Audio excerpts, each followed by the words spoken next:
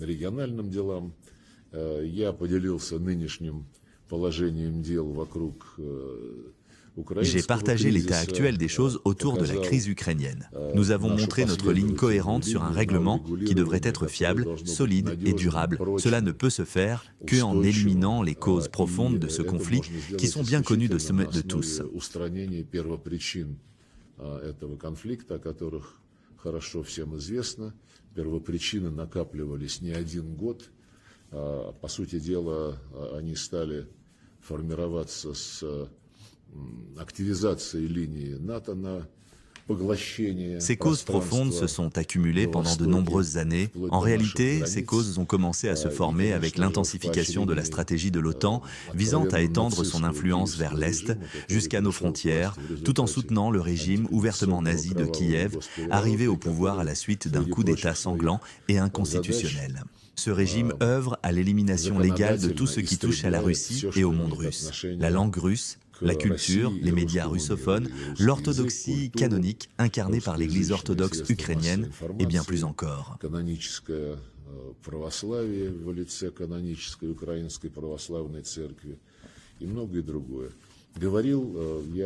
J'ai partagé avec mes collègues quelques détails de nos contacts avec les Américains à différents niveaux, notamment sur les questions d'aide de Washington pour résoudre la crise ukrainienne. Le président américain Donald Trump souligne à chaque fois son intérêt pour cette question.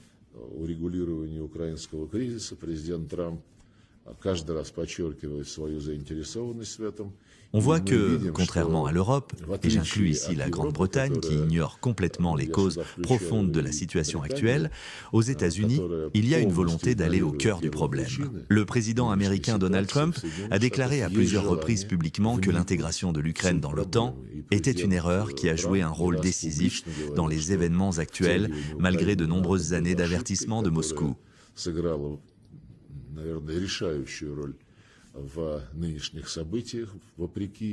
Les Américains comprennent également qu'un retour, comme Volodymyr Zelensky continue de l'exiger, aux frontières de 1991 est impossible. Ne serait-ce que parce que ces territoires sont habités par des gens que Zelensky considère comme des créatures. Il en a parlé plus d'une fois avant même le début de l'opération militaire spéciale. Il leur a conseillé de quitter l'Ukraine s'ils se sentaient appartenir à la culture russe. Ce sont ces mots, prononcés avant l'opération militaire spéciale. Maintenant, dans l'une de ses interviews, Volodymyr Zelensky a déclaré qu'il était principalement motivé par la haine des Russes. À la question « à Vladimir Poutine personnellement ?» il a dit « non, à tous les Russes, il les déteste tous. Qui ? Même en théorie, pourrait envisager de confier ces gens à un tel homme. Jamais, absolument jamais. L'administration Trump a également cette compréhension. Ils ont déclaré publiquement à plusieurs reprises que Zelensky devra régler la question territoriale. À l'issue de la réunion d'aujourd'hui, un ensemble de décisions a été adopté dans les domaines culturels, humanitaires, de l'application de la loi et de la sécurité. Un certain nombre de projets de traités internationaux ont été approuvés, notamment le projet de programme de coopération des États de la CEI pour le renforcement de la sécurité des frontières extérieures pour 2026 à 2030.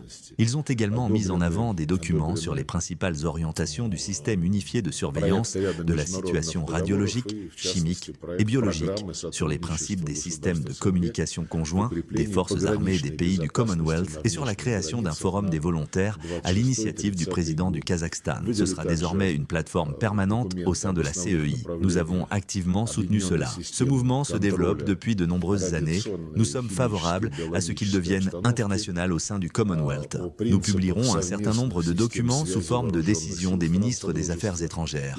Le reste sont des projets de documents qui seront signés par les chefs de gouvernement lors de leurs réunions qui auront lieu en juin et en septembre et lors du sommet prévu le 10 octobre à Душанбе au niveau des chefs d'État.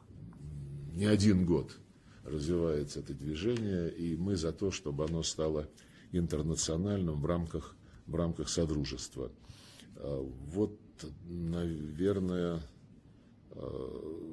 да, ну, ряд документов мы публикуем как документы министров иностранных дел, остальные это проекты документов, которые будут подписаны главами правительств на их заседаниях, а у них состоятся два в июне и в сентябре, и на саммите, который назначен на 10 октября в Душанбе, уже на уровне глав государств. Пожалуйста, вопрос.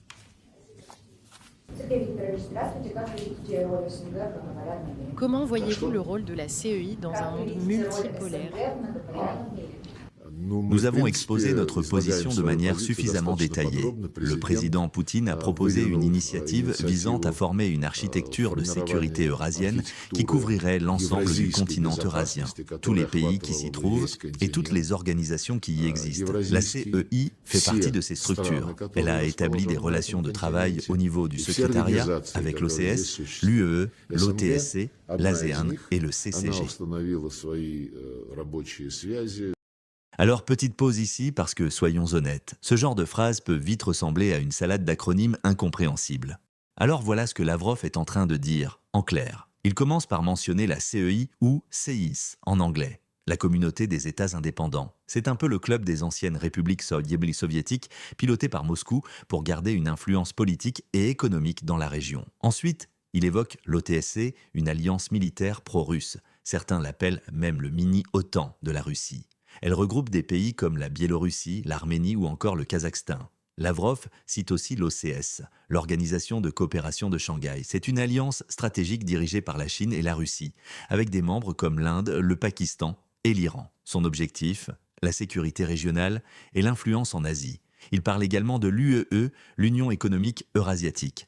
On peut la voir comme une sorte de mini-Union européenne version ex-URSS, avec libre circulation des biens et une politique économique commune. Enfin, Moscou regarde plus au sud, avec l'ASEAN, l'Association des Nations d'Asie du Sud-Est, qu'elle cherche à renforcer ses liens avec des pays comme l'Indonésie, la Thaïlande ou le Vietnam. Ce rapprochement passe par des accords commerciaux, des livraisons d'armement, mais aussi par une diplomatie active sur les forums asiatiques. L'idée, pour la Russie, c'est de ne pas rester enfermé dans l'axe Moscou-Pékin et de s'intégrer davantage aux réseaux économiques asiatiques. Et avec le CCG, le Conseil de coopération du Golfe, elle cible des acteurs majeurs du pétrole et du gaz, l'Arabie saoudite, les Émirats arabes unis ou encore le Qatar. Bref, en résumé, Lavrov nous déroule ici la carte d'un monde multipolaire. Un monde où la Russie ne dépend plus de l'Europe ou de l'OTAN, mais tisse ses propres alliances avec l'Asie, le Moyen-Orient et l'espace post-soviétique. J'espère vous avoir éclairci. Allez, on reprend. Il existe aussi une dynamique d'intégration en Asie du Sud. L'idée générale, c'est que tous ces embryons d'alliances, déjà partiellement structurés, apprennent à coopérer entre eux, à identifier des intérêts communs, à mutualiser leurs efforts et à éviter les doublons ou les gaspillages inutiles. La CEI, en tant que structure traitant à la fois des questions économiques et de sécurité, peut et sera certainement un partenaire actif dans les efforts visant à nouer des liens matériels.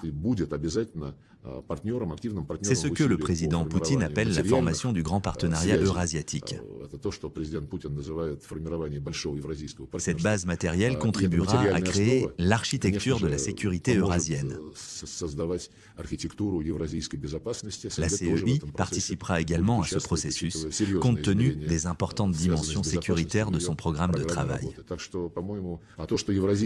Il ne fait aucun doute que le continent eurasien sera la source et, peut-être, le leader d'un certain nombre de processus renforçant la multipolarité.